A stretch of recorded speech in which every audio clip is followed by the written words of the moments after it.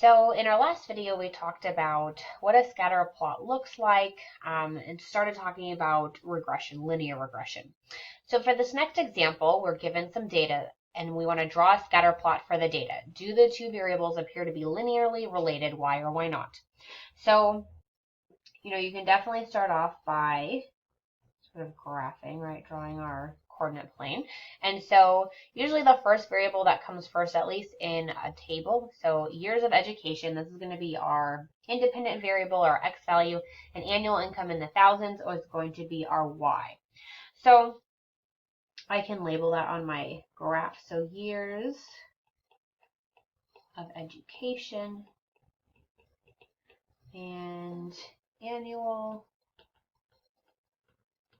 income, right, in the thousands. Okay.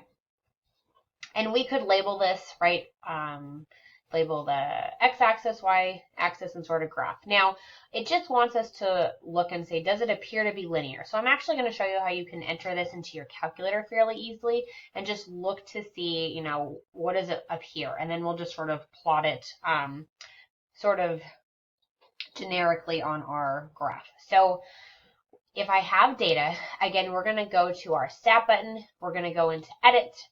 And you can see I have some data from a previous example. So we'll just go through and clear this quick. Remember, you can go up to L1, L2. I had some stuff in L3 and just clear it all out. Okay. So now I'm going to type in all of the years of education into L1. So 15, 16, 18, 20, 22, and 24. Okay. And now all the annual income into the next one. 28, 24, 47, 63, 52, 91, 93, 112, and 150. Okay. So once everything is entered, we can quit out of there. And what we need to do now is turn my stat plot on. So we're going to hit our second button and we're going to hit the Y equals. So you can see that it says blue in the stat plot. So that'll give me my plots. We're just going to choose the first one. And right now it's off. We want it to be on. And it should be, right, type is the scatter plot. That's that first one there. X list, right, L1, that's our X. Y list is L2, and we can graph it here. So this all looks good. So what I want to do now is, so I can actually see the scatter plot, is I'm going to hit my zoom button, and I'm going to go down to zoom stat. So some of you may have to scroll down a little bit more. Mine's 9, and hit enter. And so then it will plot it for you, and you can see, right, it does appear to be linear. So what I'm going to do is just sort of eyeball it. I'm not going to really label anything, but just on my graph here, if I were to just give a general sketch of what it would look like. Now, again, you could be more accurate and sort of label everything out, but the goal of this question just says, does it appear to be linearly related? And if you think, right, if I drew a circle around my graph, right, it does appear to be approximately linear, right? So, yes, appears to be positively linear. And again, you can just sort of see this because the overall, right, it's sort of increasing. As the years of education increase, so does the annual income, which sort of makes sense, right?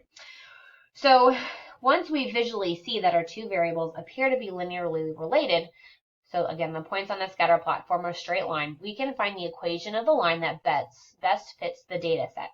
This is called the line of best fit, or the least squares regression line. And so our regression equation, Once we see visually in a scatter diagram that a linear relationship exists between the two variables, we can find the equation of the line that best fits the particular data set. In general, it generally takes the form, so I'll write it out here. So y hat is equal to a plus bx. Remember where a is the vertical intercept and b is your slope. This line is called the line of best fit, or the regression line. Finding a line of best fit by hand is very time consuming, but our calculators can do this very quickly.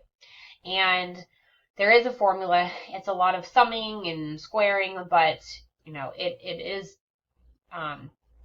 definitely a little bit harder to do by hand. So I do have the instructions on how to find the line of best fit, and we'll go through this in our next example. But just from our home screen, right, we can press stat, and then, 5. So this just sort of goes through. This sets up the calculator's built-in list editor. So next, press stat and enter, right? And so to select the list editor, we're going to be using L1 and L2 for this tutorial. If either has data in it, clear the list by selecting the names with the arrow button and pressing clear, then enter, right? So I'll just leave the data that I have here so you can sort of see. So we'll enter, right, our data into L1 and L2, and then pressing, right, when we're done, we'll hit back to stat so we can get out of there.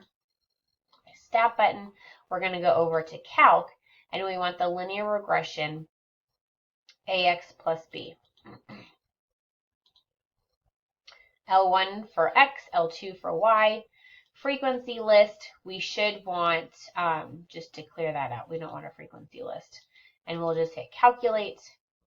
And so you'll see, right, A is 10.355, so that's my slope.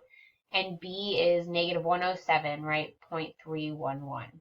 So this would be my linear equation, right? So we'd have y hat is equal to 10.355 minus 107.311. Now sometimes if they want the vertical intercept first, you could, I forgot my x, see something like this, plus 10.355x. So they are the same thing, just in a different order. What we're going to do also from here is we're going to actually turn our diagnostics on. And if you go through and redo this, is what it says in this little piece here, it'll actually give us r and r squared, which we'll need a little bit later on. So how I turn my diagnostics on is if you hit second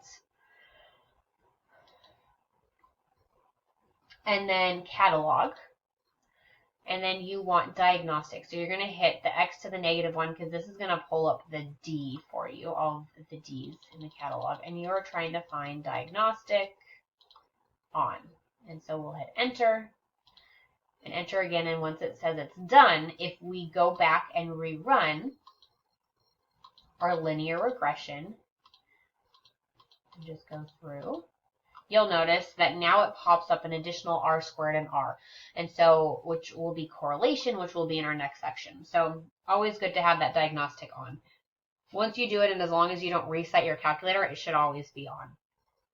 All right, so we'll stop here. In our next video, we'll actually go through and do our first sort of formal example on how we found the linear regression equation.